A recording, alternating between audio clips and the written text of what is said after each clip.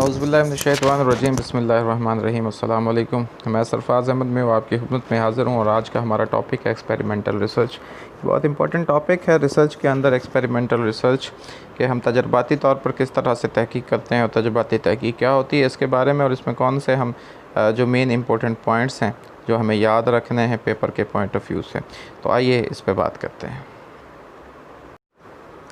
सबसे पहले हम गोल की बात करते हैं कि गोल क्या है एक्सपेरिमेंटल रिसर्च स्ट्रेटजी का या एक्सपेरिमेंटल रिसर्च का। तो सबसे जो हमारा मेन इंपॉर्टेंट जो इसमें चीज़ आपको याद रखने वाली है वो हमेशा मैं बात करता हूँ अपने स्टूडेंट्स को बताएं, कॉज एंड इफेक्ट रिलेशनशिप आपने याद रखना है कि कॉज एंड इफेक्ट रिलेशनशिप है बिटवीन टू वेरिएबल्स। दो वेरिएबल्स के दरमियान क्या रिलेशनशिप है, उनके अंदर काज है। एक वेरिएबल जो इंडिपेंडेंट वेरिएबल होता है वो काज होता है और जो उसका इफेक्ट होता है उसको डिपेंडेंट वेरिएबल है।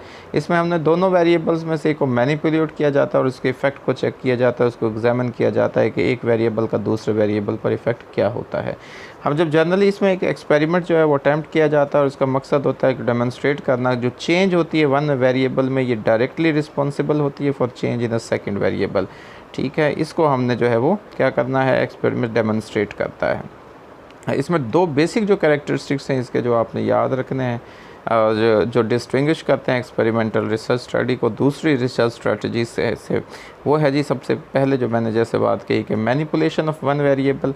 ठीक है, जब हम सेकंड वेरिएबल को मेजर कर रहे हैं तो हमने पहले को मैनिपुलेट करना, उसकी मैनिपुलेशन। और दूसरा कंट्रोल ऑफ एक्सट्रेनियस वेरिएबल। जी, जो हमारे एक्सट्रेनियस वेरिएबल्स हैं उनको कंट्रोल करना है। ठीक है, कि वो कोई दूसरे वेरिएबल्स उस पर इफ़ेक्ट तो नहीं डाल रहे हैं और दोनों के रिलेशनशिप में कोई जो है वो अपना किरदार तो नहीं अदा कर रहे हैं। तो ऐसे वेरिएबल्स को जो है उसमें कंट्रोल करना होता है एक्सपेरिमेंटल रिसर्च के अंदर। तो दो पॉइंट्स आपने याद रखने हैं, इन पॉइंट्स को अच्छी तरह से समझ लीजिएगा कि एक तो मैनिपुलेशन ऑफ वन वेरिएबल की और दूसरा control of extraneous variable. These are the important points in experimental research strategy और एक्सपेरिमेंटल रिसर्च। जी, जो हमारा एक्सपेरिमेंट होता है, जो हम एक्सपेरिमेंट कर रहे होते हैं उसमें इंडिपेंडेंट वेरिएबल को मैनिपुलेट किया जाता है रिसर्चर के ज़रिए से, और उसमें जो डिपेंडेंट वेरिएबल होता है उसको मेजर किया जाता है, जो कि चेंज ला रहा होता है उस चेंज को मेजर किया जाता है, और तमाम वेरिएबल्स को जो है उनको कंट्रोल किया जाता है जो कि ताकि वो उसके रिज़ल्ट्स पर असरअंदाज ना हो। तो ये तीन पॉइंट्स आपने इसमें, ये समरी है जी आपकी पूरी एक्सपेरिमेंटल रिसर्च स्ट्रेटजी की कि इंडिपेंडेंट वेरिएबल को जो है मैनिपुलेट किया जाता है रिसर्चर्स के ज़रिए से, और डिपेंडेंट वेरिएबल जो है उसको मेजर किया जाता है चेंज के लिए, और दूसरे तमाम वेरिएबल जो हैं उनको जो है कंट्रोल किया जाता है कि वो असरअंदाज ना हो रिज़ल्ट्स के ऊपर। अब इस अनएम्बिगुअस कैजुअल रिलेशनशिप को जो है हमने क्या करने इस्टेब्लिश करने के लिए कि इसमें कोई एम्बिग्विटी ना आए, तो इसको इस्टेब्लिश करने के लिए जो ज़रूरी चीज़ है वो है कि हमने पॉसिबल जो इन्फ्लुएंस होता है कंफाउंडिंग वेरिएबल्स का उसको एलिमिनेट करना है, उसका ख़ात्मा करना है जी। अब एक्सट्रेनियस वेरिएबल जो है, एक्सट्रेनियस वेरिएबल बिकम कन्फाउंड, कब कन्फाउंड बन जाता है, when they change systematically along with the independent variable. बहुत इंपॉर्टेंट चीज़ है, इसको याद रखिएगा कि पहले तो वो होता है एक्सट्रेनियस वेरिएबल, जब एक्सट्रेनियस वेरिएबल चेंज ला रहा होता है इंडिपेंडेंट वेरिएबल के साथ मिलकर तो वो बन जाता है कन्फाउंडिंग वेरिएबल। तो अब जब हम आइडेंटिफाई कर लेते हैं एक short list of extraneous variables की जो उनका पोटेंशियल है जिनके अंदर कि वो कंफाउंडिंग वेरिएबल बन सकते हैं, तो it is possible to actively और पैसिवली कंट्रोल दीज वेरिएबल्स। ठीक है जी, तो फिर हम जो है पहले हमने उनका पता लगाना है कि हमारे एक्सट्रेनियस वेरिएबल कौन से हैं और ये क्या उनके अंदर वो पोटेंशियल है कि वो चेंज ला सकते हैं, वो डिस्टर्ब कर सकते हैं हमारे एक्सपेरिमेंट को। तो उनको जो है फिर हम आसानी के साथ एक्टिवली और पैसिवली उनको कंट्रोल कर सकते हैं उन वेरिएबल्स को। तो यह बात आपने अच्छी तरह से इसको याद रखना है जी। दो स्टैंडर्ड मेथड्स हैं एक्टिव कंट्रोल के। अब अभी हमने बात की थी एक्टिव कंट्रोल और पैसिव कंट्रोल की,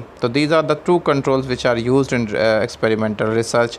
अब हमारी जो एक्टिव कंट्रोल है उसके दो स्टैंडर्ड्स हैं। नंबर वन क्या है, होल्डिंग अ वेरिएबल कांस्टेंट, कि उस वेरिएबल को कांस्टेंट रखना है, हमने मुस्तकिल उसको होल्ड रखना है। ठीक है, होल्डिंग अ वेरिएबल कांस्टेंट। दूसरा क्या है, matching values across the treatment conditions, हमने मैचिंग कर देनी है उसकी वैल्यूज़ को। ठीक है, मैच कर देना है उनको अक्रॉस द ट्रीटमेंट कंडीशन, जब हमने उनको ट्रीटमेंट कंडीशंस में लेके जाना है। और जो मेथड है पैसिव कंट्रोल का is to randomize these variable across the treatment conditions. अब हमने उनको रैंडमाइज कर देना है, ठीक है, इन वेरिएबल्स को तमाम हमारी जो ट्रीटमेंट कंडीशंस होंगी उनके अंदर। ठीक है जी। यहाँ पे मैचिंग से जो मुराद है वो हमने उनको मुख्तलिफ़ ग्रुप्स में जो है ट्रीटमेंट कर उनको मुख्तलिफ़ ग्रुप्स में उनको तकसीम कर देना है, मैचिंग वैल्यूज़ हमने कर देनी है, यानी उनको हमने ग्रुप्स में डिवाइड कर देना होता है इस तरह से। अब जो एक एक्सपेरिमेंट जो है वो always involve comparison of measures of the independent variable across different levels of independent variable. जैसे हमने मुख्तलिफ़ लेवल्स की बात करते हैं, तो एक जो एक्सपेरिमेंट होता है वो हमेशा इन्वॉल्व होता है, वो कंपैरिजन होती है मेजर्स की, किसकी, इंडिपेंडेंट वेरिएबल की across different levels of independent variable. हमने डिफरेंट लेवल्स बनाने होते हैं इंडिपेंडेंट वेरिएबल के। इसको मुकम्मल करने के लिए एक ट्रीटमेंट कंडीशन होती है जिसको हम एक्सपेरिमेंटल ग्रुप बनाते हैं, और एक नॉन ट्रीटमेंट हमारा या नो ट्रीटमेंट कंडीशन होती है, उसको कंट्रोल ग्रुप कहते हैं। यानी हमारे पास दो ग्रुप्स होते हैं जी, एक को हम एक्सपेरिमेंटल ग्रुप कहते हैं, एक को कंट्रोल ग्रुप कहते हैं। अब जो जिसमें हमने इंडिपेंडेंट वेरिएबल को अप्लाई करना होता है, जिसमें हमने ट्रीटमेंट देनी होती है, ट्रीटमेंट कंडीशंस देनी होती हैं, उसको एक्सपेरिमेंटल ग्रुप कहा जाता है। और जिसको हम कोई ट्रीटमेंट नहीं देते या ट्रीटमेंट कंडीशंस में नहीं रखते, उसको हम कंट्रोल ग्रुप जो है वो कहते हैं।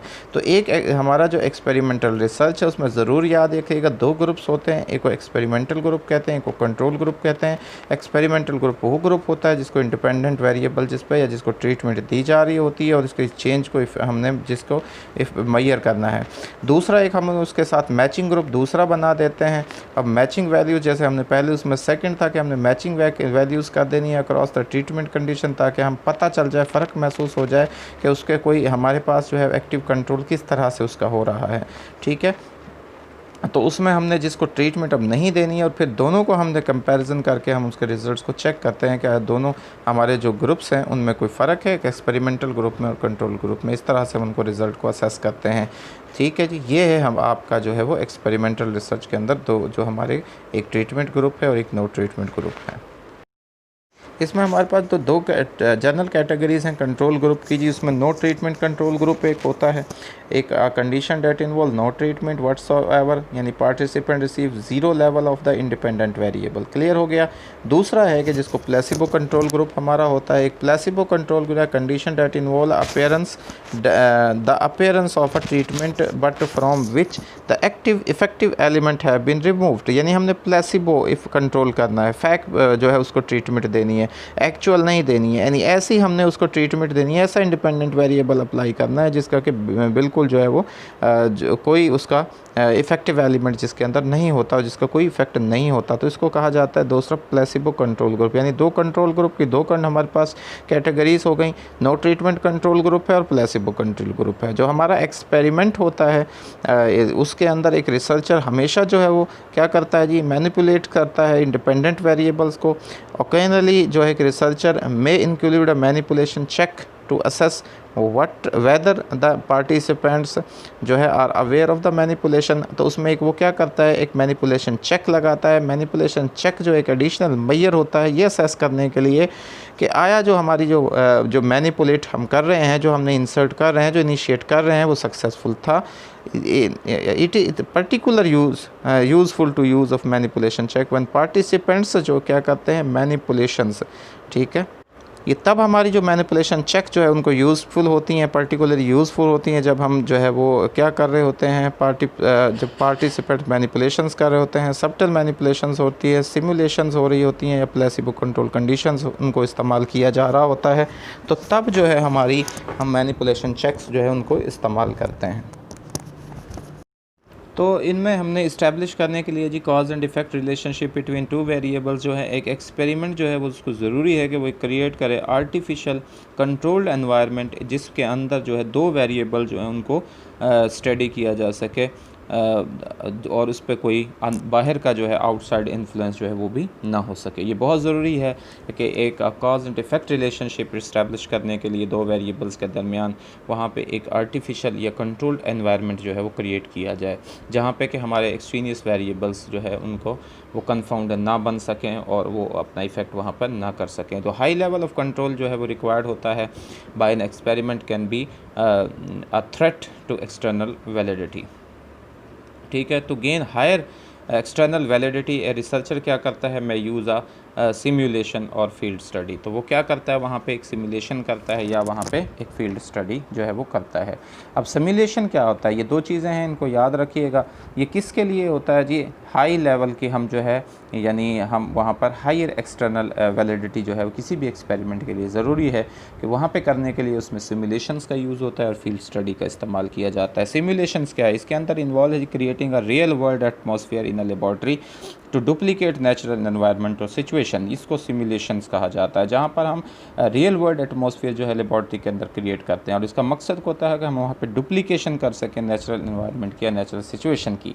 जो एक फील्ड स्टडी होती है उसके अंदर इन्वॉल्व होता है जी moving an experiment from the laboratory into the real world environment, जिसमें हमने मूव करना होता है एक्सपेरिमेंट्स को लेबॉर्ट्री से किसकी तरफ, रियल वर्ल्ड एनवायरनमेंट की तरफ। हम रियल वर्ल्ड एनवायरनमेंट के अंदर जहाँ पर वहाँ पर जाकर काम करते हैं उसको फील्ड स्टडी कहा जाता है। तो these are the two different things, इनको याद रखिएगा कि we use the two different methods to increase our external validity of research. Number 1 simulations and number 2 the field study. तो ये तो था जी आज का हमारा टॉपिक और हमारा जो एक्सपेरिमेंटल रिसर्च मेथड। उम्मीद है कि आपने बेहतर तरीके से इसको समझा होगा और आज तक जो आपने एक्सपेरिमेंटल रिसर्च पढ़ी है, हो सकता है आई होपफुल कि उसमें आपने ये चीज़ें आपकी क्लियर ना हुई हों, बहुत कई चीज़ें ऐसी हैं जो आपकी नई आपके सामने आई हों। तो अल्लाह ताला से दुआ है कि अल्लाह ताला आपको इनको समझने की तौफीक नसीब फरमाए, आपको ज़िंदगी के हर मैदान में कामयाबी नसीब फरमाए, आपको अपने असातिज़ा की इज़्ज़त करने की तौफीक नसीब फरमाए, अपने बड़ों का एहतराम करने की तौफीक नसीब फरमाए, आपकी ज़िंदगी में कामयाबियाँ नसीब फरमाए और आपको आसानियाँ नसीब फरमाए और आसानियाँ तकसीम करने की तौफीक नसीब फरमाए। आपका बहुत शुक्रिया। अल्लाह हाफ़िज़।